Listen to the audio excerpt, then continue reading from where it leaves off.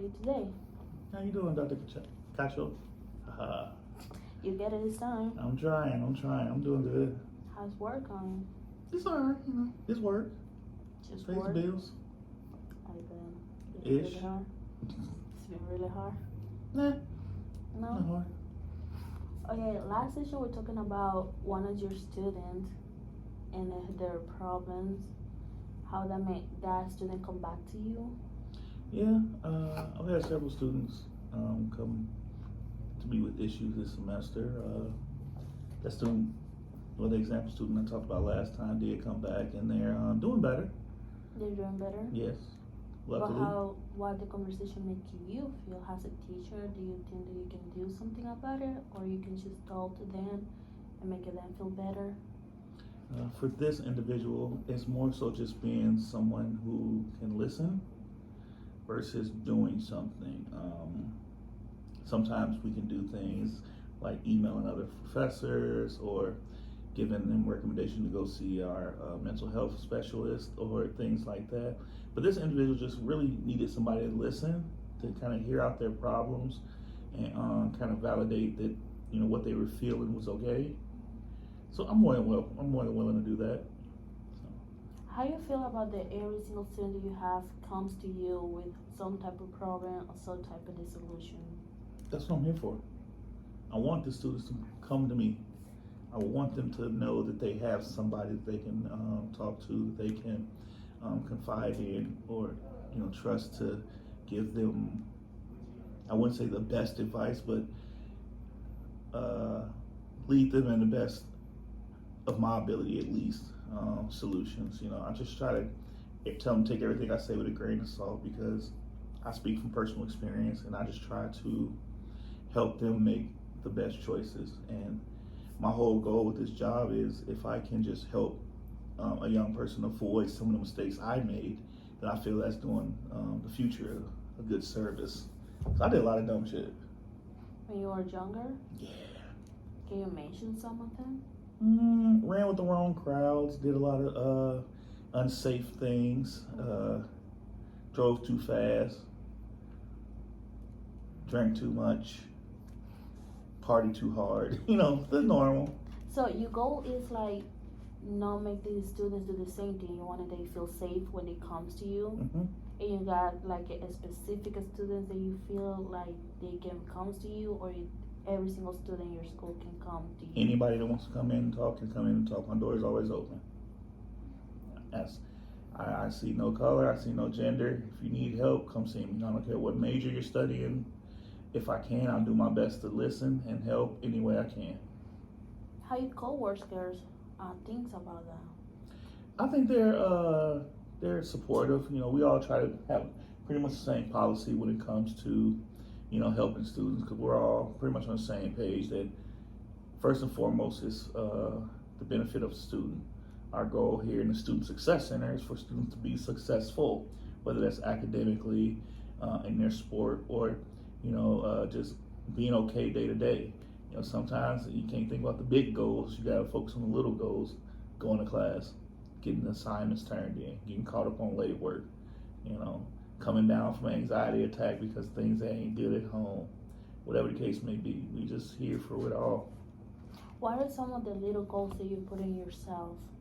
Those little goals that you wake up every day and you say, I'm going to do this today because it's better with this person. What are the little goals that you do for yourself? Go to work. Sometimes it's hard to just motivate myself to get out of bed and go to work. So I start with that. That's first and foremost, just go to work. I'm trying now to write down a to-do list every morning. Mm-hmm. I go through my emails and look at my to-do list from the previous day to see if everything was done. If not, I'll move everything from the past day onto the new day and go through my emails and start the next to-do list. And I try to check things off as I go about it. Hopefully I can get everything I got done today on Do you every day normally done. done everything? As I can. Some days I don't, and I don't stress over it, because what I don't get done today can be done tomorrow. So, it is what it is. It is what it is. You can't stress over things. That's one of the leading causes of health problems and mental health decline is stressing unnecessarily. You can't fix what you can't change. If we run out of time in a day, we run out of time. You I work can't on your change it. mental health pretty much all the time? You have to, because the stresses of being an adult, the stresses of being a parent, the stresses of being a husband, stresses just being employed Mm-hmm. and just existing is a lot. And then you combine that with the stresses you get from your interactions with the children. It can be a lot. So you got to work on your own peace before you can provide peace to others. So basically, what you told me, you're trying to devise work with your personal life. Mm-hmm. I got to balance. It's got to be a balance. You have to balance anything you do, and I try to get the kids to understand that you have to balance things. You have to balance. If you're an athlete, you got to balance your work, your sports and your academics. Mm-hmm. If you're not an athlete, you just got to balance your social life with, academics, or just life in general. But you got to divide each thing into its own appropriate pieces and find the balance that works for you.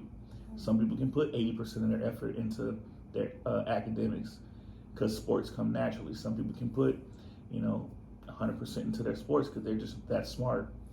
I'm somebody who has to actively work and balancing things. So. That's good that you're trying to balance between work and your personal life, especially because you're really trying to affect the children that comes to you with the problem, with their problem with your personal life. And that's a good start. Like every day that you have a little goals that you want to meet, that's a really good start. Every day I have a goal of trying to help at least one person in some way, whether that's encouraging them to keep going on assignments, encouraging them to give it their best in the practice, or just motivating them to just pick their head up and carry on throughout the day. You ain't got to be done big. Just, hey, you're doing good, keep going. Whatever it may be, that's my personal goal, and I have 100% success rate so far. Like little compliments, Mm-hmm. because like during the days, I bet those kids don't have nothing, nobody to compliment them. So when they come to you, you say choose little things that they make them feel better, Mm-hmm. make you feel better as she's a human being, right? It does. Seeing a kid smile who was feeling down, Mm-hmm. I'm a big believer in energy. You can tell when somebody's energy's off when they're feeling bad or sad or something. I always try to go up and say, hey, how's it going, little Johnny? How you feeling today? How's the day going? And how you got plans for the weekend? Make a small talk. Because a lot of these kids are away from their family. For the first time, they may not be away from their whole support system. So I think it's important to give them some sense of that.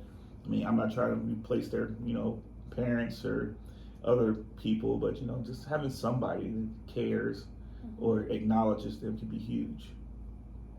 That's a really good to you to do that, and it's helping you has your mental health, yourself. It's going to help you to make them feel better. I think it's something good that you're starting to do that. Yeah, it does help. I feel better at the end of the day knowing I help somebody, Yeah, I'm glad to see you in this session. I hope to see you next week. And I'm coming back. You ain't getting rid of me that easy. As long as my insurance keep working, I'll be back. okay. Well, I hope to see